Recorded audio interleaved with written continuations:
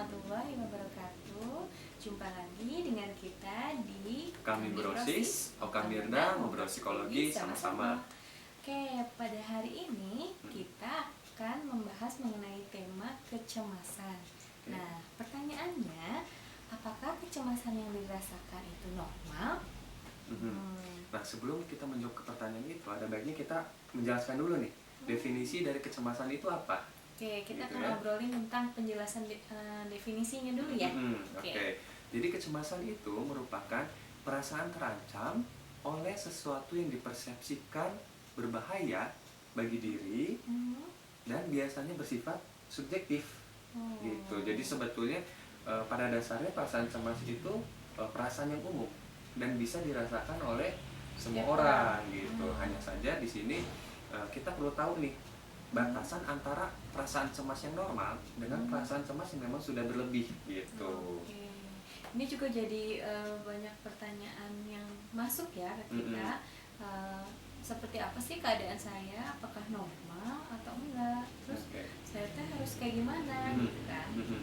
Iya, jadi di sini kita akan coba jelaskan ya terkait kecemasan yang normal terlebih dahulu gitu ya. Oke, yang pertama ciri-cirinya adalah perasaan cemas tersebut muncul karena ada situasi yang memang sulit yang sedang kita hadapi atau memang ada situasi yang menekannya gitu. Jadi memang ada stresor spesifiknya gitu. Contohnya spesifik dan jelas ya. Betul.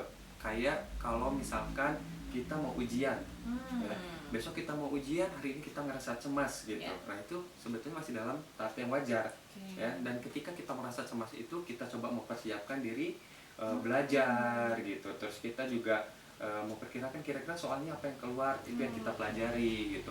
Itu biasanya masih dalam taraf yang normal gitu, karena itu tidak mengganggu si individu tersebut gitu. Tapi justru membuat mereka lebih siap gitu ya. Betul, untuk bertindak. Iya, melakukan tindakan yang sesuai dengan yang situasi yang membuat dia tertekan tadi atau membuatnya cemas gitu. Kemudian berikutnya biasanya dilihat dari intensitas, durasi, dan frekuensi. Pada orang normal memiliki intensitas rasa cemasnya itu yang tidak terlalu tinggi gitu. Jadi istilahnya kadar kecemasannya itu tidak terlalu tinggi atau bisa dibilang ya rendah lah. Ada cemas tapi rendah kadarnya gitu, sehingga masih bisa dikendalikan. Kemudian juga kalau dari durasinya itu biasanya tidak dalam jangka waktu yang lama kecemasan tersebut dirasakan gitu. Kemudian dari frekuensinya itu tidak terlalu sering muncul gitu. Jadi memang hanya sesekali saja saat ada trigger atau masalah-masalah tertentu saja yang memang hal tersebut ada hal yang sulit atau menekan buat individu tersebut. Jadi hanya pada saat itu dan setelah stimulasinya selesai atau misalnya kita bisa menangani, udah beres gitu ya. Betul. Iya, dan pada dasarnya perasaan cemas itu pada orang normal dapat diatasi. Dapat dikendalikan. Betul, dapat dikendalikan juga. Jadi setelah melakukan teknik-teknik tertentu, misalkan kayak sederhananya relaksasi, terus juga mungkin dia coba untuk menyelesaikan permasalahannya, upaya-upayanya juga, itu biasanya cemasnya akan menurun dengan sendirinya. Gitu. Itu yang normal ya. Itu untuk yang normal. Tapi dalam kasus memang kecemasannya sudah berlebih, itu yang pertama adalah biasanya kecemasan itu bisa muncul entah dari mana gitu.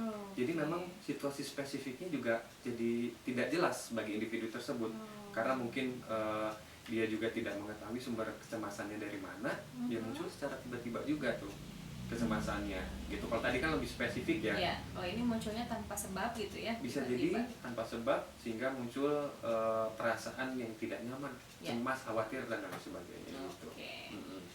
Kemudian berikutnya terkait dengan intensitasnya tadi. Intensitasnya itu biasanya derajatnya sangat tinggi atau tinggi ya. Itu dirasakan mengganggu individu tersebut. Karena kecemasan yang tinggi itu bisa mengganggu aktivitasnya juga gitu. Kemudian si durasinya biasanya dalam jangka waktu yang lama. Bisa sampai berhari-hari atau berminggu-minggu bahkan berbulan-bulan gitu waktunya.